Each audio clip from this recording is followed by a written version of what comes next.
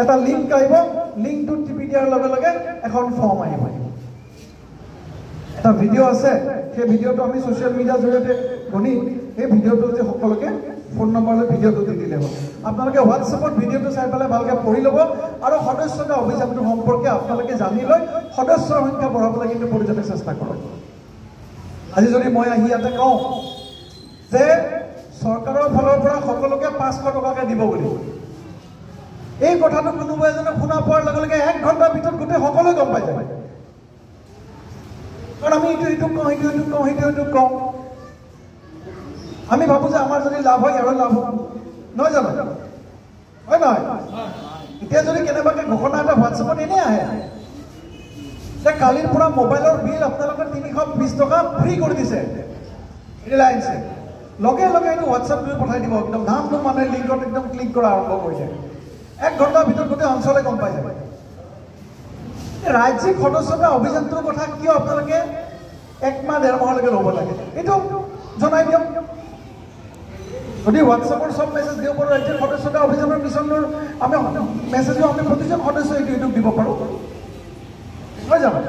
গতিকে যিমানে আমি সদস্যৰ সংখ্যা আমি বঢ়াম, ভাৰতীয় জনতা পাৰ্টীৰ নীতি আদৰ্শৰ প্ৰতি আকৃষ্ট হোৱা ব্যক্তিৰ সংখ্যা বাঢ়িব, সিমানে আমি শক্তিশালী হ'ম, সিমানে আমি সেৱা কৰিবৰ কাৰণে শক্তিশালী হ'ম। আৰু তাতকৈ ডাঙৰ কথা, আমি ব্যক্তিগতভাৱেও শক্তিশালী হ'ম, আমাৰ মন শক্তিশালী হ'ব। আজি ভাৰতীয় জনতা পাৰ্টি, মই বিশেষকৈ যিসকল আমাৰ সন্মানীয় সংখ্যালঘু সম্প্ৰদায়ৰ ব্যক্তিসকল ইয়াত উপস্থিত আছে, আপোনালোকক এটা কথা ক'ব বিচাৰিছোঁ। আজি ভাৰতীয় জনতা পাৰ্টি আপোনালোকে এই কথাষাৰ বুজাব। আজি যি মুছলমান ভাইসকল আছে, তেখেতসকলে ভনীসকল আছে, তেখেতসকলে এই কথাটো ভালকৈ শুনিব লাগে, বুজিব লাগে। আজি আমাক ভাৰতীয় জনতা পাৰ্টীক সাম্প্ৰদায়িক দলৰ আখ্যা দিয়া হৈছে। কোনে দিছে? কংগ্ৰেছে দিছে। কোনে দিছে? AIDFে দিছে। কোনে দিছে? বিৰোধীয়ে দিছে। ভাৰতীয় জনতা পাৰ্টী এনেকুৱা কি কাম কৰিছে যে তেখেতসকল মুছলিম বিদ্বেষী হ'ল? কিবা কৰিছে নেকি? কেতিয়াবা মুছলিম বা হিন্দু বা বেলেগ জাতি বা জনগোষ্ঠী বা ধৰ্ম বুলি কোনোবা দিনা কিবা আঁচনি হওক নিদিয়াকৈ আছে নেকি? অৰুণোদয় আঁচনি নিদিয়াকৈ আছে নেকি? ৰাস্তাটো বনাই নিদিয়াকৈ আছে নেকি? প্ৰধানমন্ত্ৰী নৰেন্দ্ৰ মোদীজীৰ সমূহ আঁচনি কোনোবা আমাৰ সংখ্যালঘু সম্প্ৰদায়ৰ ব্যক্তিয়ে নোপোৱাকৈ আছে নেকি?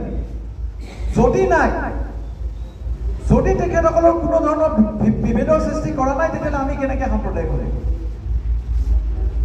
এতিয়া যিসকল বিৰোধী আমাক সাম্প্ৰদায়িক আখ্যা দি আপোনালোকৰ বহুমূলীয়া ভোটটো অকল ধৰ্মৰ নামত লৈ গৈছে, তেখেতসকলে আপোনালোকৰ ৰাস্তাটো বনাই দিছেনে? পইচা দিছেনে? বেমাৰত সহায় কৰিছেনে? আচলতে তেখেতসকলে নিজক সহায় কৰিছে। মই আজি জলেশ্বৰ সমষ্টিত যেতিয়া ৰাস্তাতে আহিছোঁ, ৰাস্তাটো এনেকুৱা, কিন্তু তাৰপিছতো সেই একেজন ব্যক্তিকে আপোনালোকে ভোট দিব। কিয় দিব জানেনে? তেখেতসকলে ধৰ্মৰ নামত আমাৰ মগজুত, প্ৰতিজন মানুহৰ মগজুত আৰু প্ৰতিজন মানুহৰ চকুত এখন কাপোৰ বান্ধি দিছে। সেই কাপোৰখন বান্ধি দিয়াৰ কাৰণে আমি ৰাস্তাটো দেখা নাই। সেই কাপোৰখন বান্ধি দিয়াৰ কাৰণে তেখেতে যিমান সম্পত্তি, যিমান আমাৰ পইচা আত্মসাৎ কৰিছে, এই কংগ্ৰেছ হয়, AIDF হয়, সেইখিনি কিন্তু আমি দেখা নাই। কিন্তু ইলেকশ্যন অহাৰ লগে লগে আমি আকৌ তেখেতকে ভোট দিম। কাৰণ তেখেতে মুখেৰে সকলোকে বুজিছে যে ভাৰতীয় জনতা পাৰ্টী সম্প্ৰদায়, ভাৰতীয় জনতা পাৰ্টীয়ে কাম কৰা নাই। অথচ ভাৰতীয় জনতা পাৰ্টীয়ে কিন্তু ৰাস্তা বনাই দিছে। ভাৰতীয় জনতা পাৰ্টীয়ে কিন্তু অৰুণোদয় আঁচনি দিছে। ভাৰতীয় জনতা পাৰ্টীৰ মাননীয় মুখ্যমন্ত্ৰী ডাঙৰীয়াই কিন্তু নিযুত মইনা আঁচনি দিছে। মাননীয় মুখ্যমন্ত্ৰী ডাঙৰীয়াই কিন্তু আপোনালোকৰ আজি প্ৰতিঘৰ মানুহক বিধৱা পেঞ্চন দিছে। যে যদি দিছে, যদি কোনো সংখ্যালঘু বা সংখ্যাগুৰু বুলি ভাৰতীয় জনতা পাৰ্টীয়ে হওক, মাননীয় মুখ্যমন্ত্ৰী ডাঙৰীয়াই হওক, তেখেতসকলে যদি কোনো ধৰণৰ আপোনালোকক বিভেদ সৃষ্টি কৰে, তেন্তে কেনেকৈ সাম্প্ৰদায়িক হ'ল?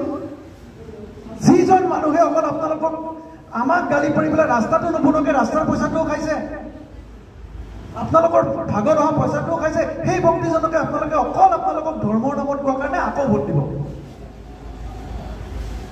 সেই কথাষাৰ আপোনালোকে নুবুজাই কেনেকৈ? কোনোবা দিনা ভাৰতীয় জনতা পাৰ্টীৰ কোনোবা সদস্যই যেতিয়া আমাৰ সন্মানীয় সংখ্যালঘুসকলে মছজিদত যেতিয়া নামাজ পঢ়িবলৈ যায়, যেতিয়া তেখেতসকলে ঈদ পালন কৰে, আমি শুভেচ্ছা বাণী আপোনালোকক দিয়া নাই নেকি?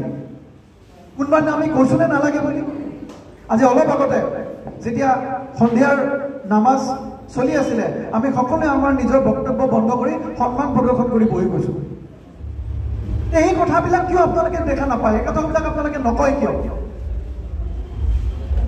আচৰিত ধৰণে যেতিয়া কোনো মানুহৰ কোনো কাম কৰা নাই যেতিয়া কোনো ব্যক্তিৰ কোনো ভাল কৰা নাই যেতিয়া সমাজৰ এই অঞ্চলটোৰ কোনো উন্নতি কৰা নাই সেই মানুহজনে ইলেকশ্যনৰ আগত আহি যদি কৈ দিয়ে যে বিজেপিক ভোট দিলে গোটেই সাম্প্ৰদায়িক হৈ যাব সেইটো ভয়ত আপোনালোকে সেই মানুহজনক আকৌ ভোট দিয়ে